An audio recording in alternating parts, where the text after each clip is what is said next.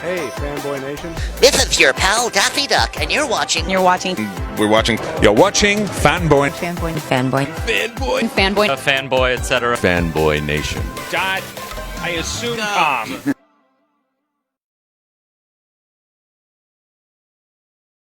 This morning, I'm speaking with a man who starred in one of my favorite movies of the early 2000s, which was Saved. But today, we're talking about his latest feature called Girl, where he stars, writes, directs, probably was the gaffer and the cameraman at some point. Chad Faust, how are you, man? Very well, RC. Yeah, thanks for having me. Yeah. Dude, the film is intense. You got Bella Thorne and you got Mickey Rourke in this movie alongside with you, so you got some heavy hitters.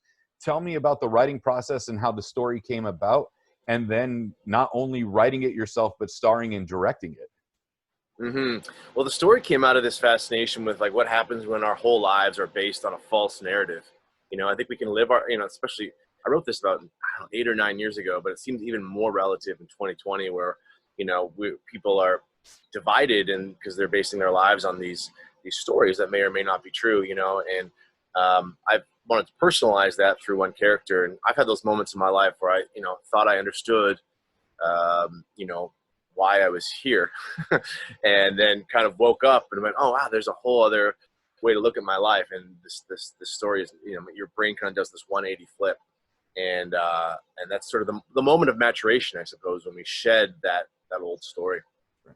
And there's a lot going on here. I mean, it's layer upon layer. There's vengeance, there's anger, there's sacrifice. And then there's on top of that vengeance for vengeance because you couldn't get the justice that you were seeking. This is a heavy story, especially for an indie film. Like, you don't see that too often. Yeah, I mean, many people have called it a revenge thriller, which I understand on one level it is. But ultimately, I think it's like an anti-revenge thriller, which is, trying to poke at what is the nature of our need for revenge, and there's this line in the film, it says, the only revenge is living a good life. And I would even take that further. I think if I was to rewrite this film today, I think like the only real revenge is to be the first to forgive, the first to love, And so I was trying to take sort of some of our easy paths towards, sort of the eye for an eye, but I think we all know that leaves us all blinded. And so there's just there's no real, I'm trying to find an alternative path out of, through all that. Right. Yeah. Well, you can save that for the sequel. Yeah, exactly. How hard is it directing Mickey Rourke? Because Mickey has a legacy of 35 plus years in film. We've seen him in everything from Expendables all the way back to 9.5 Days and everything else that he's been a part of, and he's been a boxer and all sorts of things. So like he has his own legacy that he brings with him, but I assume professionalism is a huge part of it.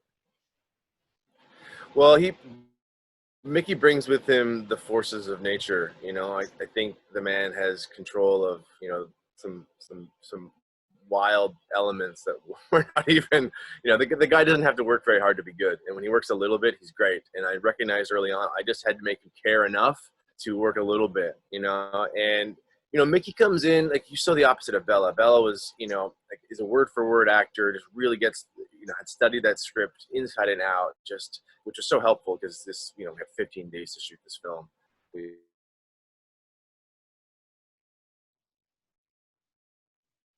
I think Chad froze. You're back on. How's that? We're good, man. All you right. froze just in the middle of saying that Bella is a word-for-word actress. Yeah, I mean, she comes so prepared, which is the only reason this 15-day shoot, made a film that's watchable is that, her first takes were gold. And, Mickey comes with a different thing. He comes with, he has his ideas of how he wants to play it, and you have to either fight him or surrender, and I chose quickly to surrender because I knew it was the only way we were gonna get it. And I'm actually really glad I did, because what he brought was an authority and authenticity that I never could have, pulled out of him had I asserted my agenda. He comes in with this sort of dominance, and you have to let him run. I think the result of those two actors playing against each other in very different ways is dynamic and electric, you know? Well, you pulled it off, man. In 15 days, that's surprising in and of itself. When you get a It's dream crazy. cast like this, and you're a part of it because you put it all together, like, Hmm. is there something that clicks that is like, wow, I got Mickey Rourke, I got Bella, I'm working with them. You know, I mean, you've worked with heavy hitters before, but for a 15-day shoot, no less. Yeah, I mean, and some of it was up until like days before shooting. We weren't sure if we were happening, or there's always those. Is this coming through? Is that coming through? Is so and so going to show up? And you just don't know exactly what's going on. So there was never like a celebration moment, and we didn't even get to have a premiere because of COVID. So it's lacked some fanfare, but I think maybe in some ways just now with the movie coming out, it's starting to feel like kind of real for the first time. In some ways, maybe it's the skeptic in me, but I don't really like believe a film is real until I see it at the AMC theater. It's never real Right. until people see it. It might be hard to get back to the theaters these days, or I'm at least probably in not going to ever theaters. get that. Yeah, maybe it's never real. None of this happened. Well, the movie has a spiritual element to it, and we discussed in our pre-interview about your movie Saved, where that helped you on your spiritual journey. How did that guide you into writing Girl, and then realizing that you said about 9 years ago when you first wrote it, how the story would have evolved to today's time frame? Yeah. Well, I mean, God, when I did Saved, I think I was 22 years old. Actually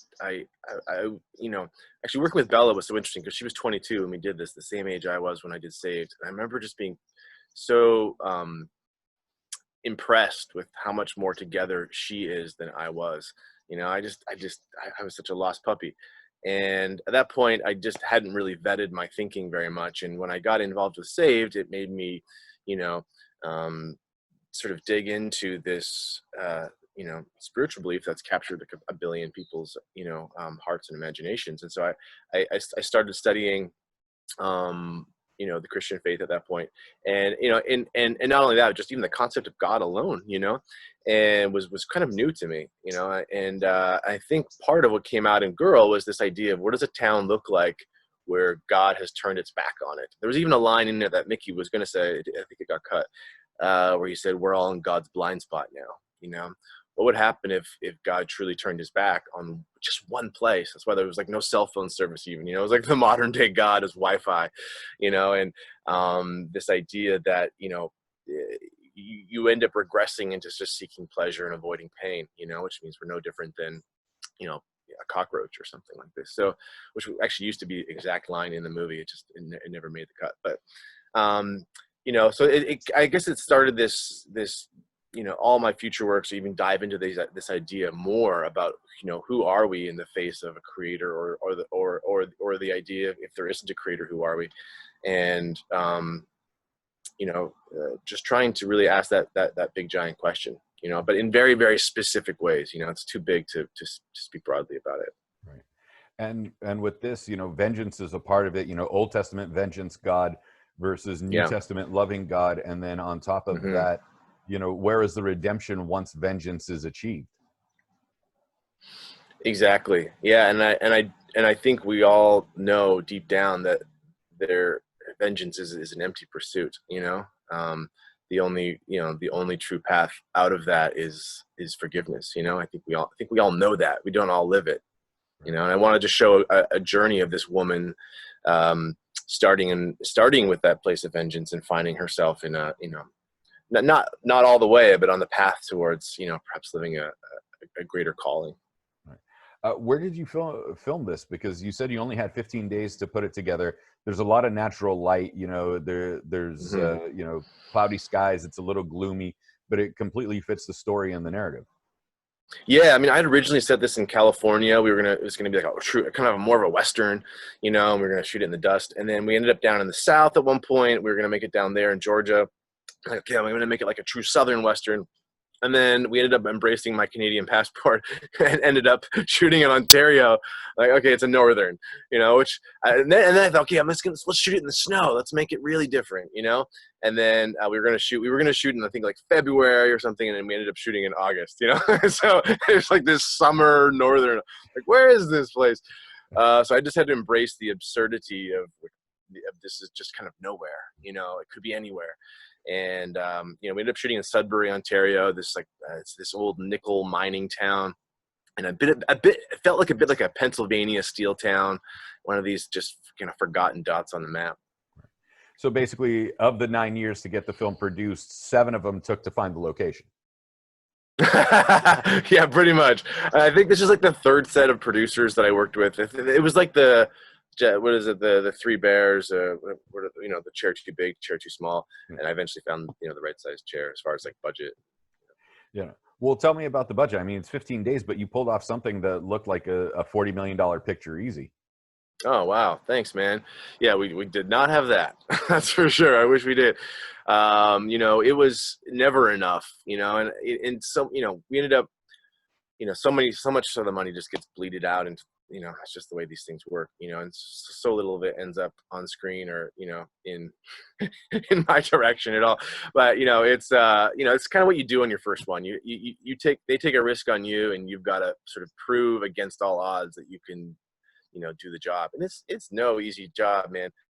I was kind of, I was probably the most prepared first-time director, having written and produced some things, been an actor on 40 sets. I was, very, very prepared. And there's no true preparation for 65 people looking at you going, what are we doing? But I loved that. I kind of thrived on that, and can't wait to do it again. How difficult is it to put on that director's hat? Because you've done other aspects, the writing, the producing, the starring in something, but now you're the one that's setting up the shots. You have your DP, you have everybody else listening to you on set on how you see it in your mind's eye, and then bring it to reality on film or digital. Mm-hmm. Yeah, I mean, honestly, being the leader in control is surprisingly natural to me. I don't know where that came from. It's hard on my marriage, but good for the job, So I fell into it very naturally, and I loved being able to act at the same time, because I get to kind of direct the scenes from in the DNA of the piece. I'm like, I'm in the fabric, playing with the rhythms, and for me, that not every director, actor director wants to do that, or is made to do that. Some of my friends have just said, "What are you doing? This is crazy." And for me, it's that's my favorite way to act and my favorite way to direct. Did you take this on to like film festivals or virtual film festivals that we could have this year, just to get a crowd reaction before its release date on November 20th? Yeah, it was a strange ride for that. I mean, there was so much going on in that direction, and then COVID hit. We were shortlisted for Cannes, and like it looked like we were going to get into TIFF and all this kind of stuff, and then Cannes canceled. TIFF went down to like 15%, and everything kind of. Suddenly we were without a plan, we had our distribution set up, but we just didn't get that kind of, sort of release, sort of build some momentum. Fortunately, we got a nice little reception at Fantastic Fest. They're really lovely people over there. And, the Austin crowd is just loves this kind of movie. So it was a fun it was all virtual. I was at the premiere in my living room with my wife in our pajamas. It was like, this is not a sexy premiere. Right. You got a dress shirt, a nice tie, and Snoopy pajamas. Yeah, exactly. So, it was a weird time to, release a film, especially your first one, but, it is what it is. Well, hey, it's more to go. And then you got your second one that's going to have the bigger premiere. So you'll be good to go with that. Yeah. Thank you. Yeah, exactly. When you play a character like Charmer in this one, to put it politely, who's off kilter, where do you have to dig that level of, I wouldn't want to say depravity is the right word, but that level of sadism? I think the approach is, for me, is to not think of it that way. You have to think about what it is they, are desperately in need of, and that character, unfortunately, I relate to him more than I'd like to admit, not the sadistic aspects, but that desperate need to connect, which is how I played him. He so wanted to just be heard and understood, and maybe even celebrated just a little, and of course some elements of him were not me at all. I think there's that sort of thinking he's Brad Pitt. I have no illusions that thinking I'm that man.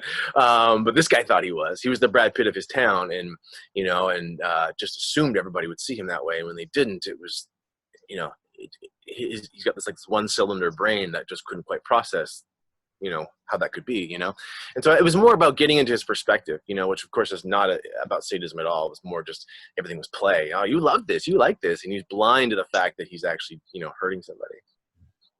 Well, I mean, there's some serious intense scenes in this movie, and what you pulled off in 15 days is unbelievable. So congratulations to you with that. Thanks, RC. Thanks, man.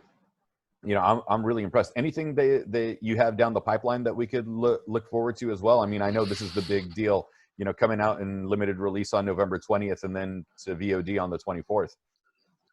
Yeah, exactly. And then I got like 3 or 4 other things that come in, one that I wrote and will produce. We're still kind of putting it all together, but we've got some really interesting talent unofficially attached at this point. So I can't actually talk about it yet. But and then my next thing I'm going to direct is a movie called Ballistic.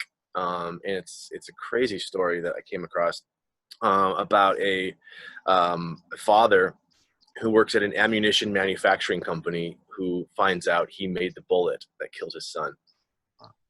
And it's this crazy journey, and it's based on a lot of true evidence that like 35% of I just see the discomfort come across your body. Oh no, I actually had a scratch. I'm fine. No, but no, it's more just like the comprehension of that person's psyche.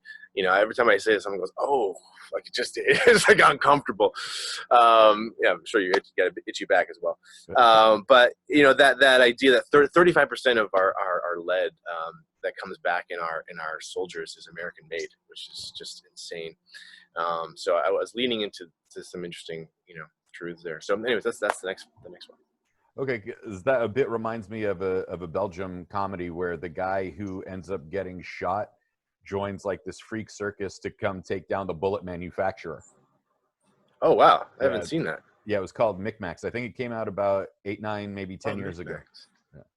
I have heard of that actually. Yeah, it's a French-Belgian film. Interesting. Although yours is far more serious than Cirque du Soleil taking down a gun manufacturer. That's crazy. Oh, only the Belgians. Real quick, Chad, before I let you go, because I know we're running out of time, where can we find you on social media, and where can we find Girl Coming Out?